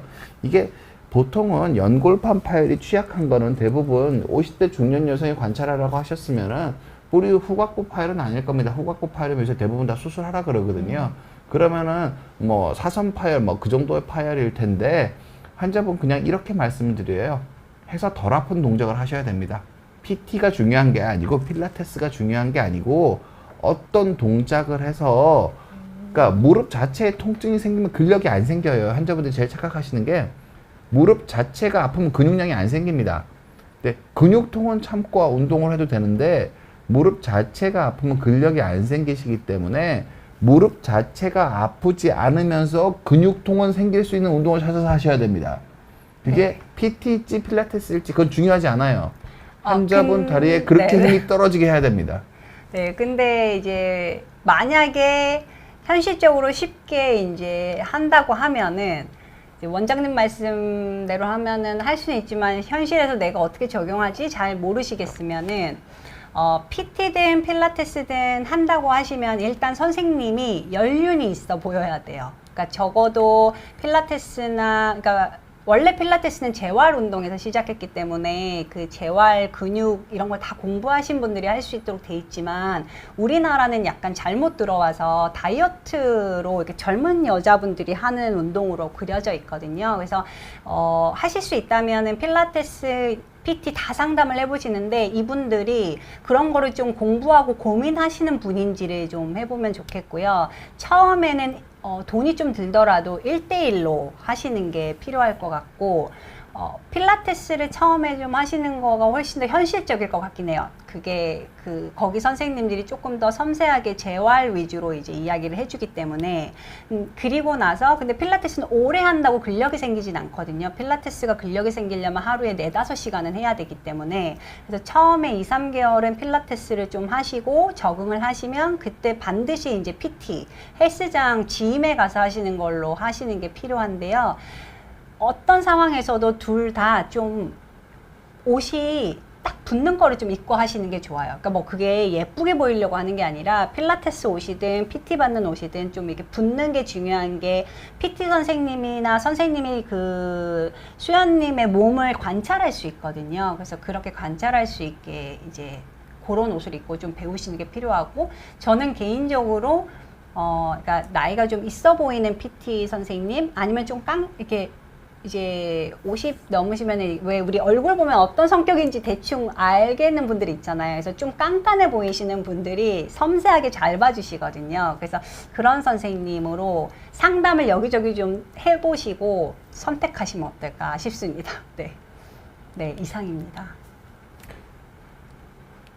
이제 마무리를 마무리. 네, 네. 너무 지금 바쁘신데 제가 이렇게 시간이 너무 빠져서 너무 죄송하고 아무튼 아닙니다. 네. 근감소증 여러분은 제가 이재훈 선생님이랑 너무너무 즐거웠고요. 제가 공부하는 시간이었고 저는 너무너무 좋고 좋은 시간이었습니다. 오늘 나와주셔서 너무너무 감사하고 이경실 수장님 너무너무 감사합니다. 네. 저 할 말이 이거밖에 없네요. 네. 네. 저도 이제 주로 근감소를 그래도 정형외과 선생님 입장에서 들으면서 저도 같이 하니까 너무 좋았고 여러분들도 큰 도움 되셨을 거라고 생각하고 다음에는 저희가 얘기해 봤는데 노화와 노쇠에 대해서 한번 예. 하자고 하셔서 네. 그걸로 다시 한번 찾아뵙도록 하겠습니다. 네. 감사합니다. 감사합니다. 네.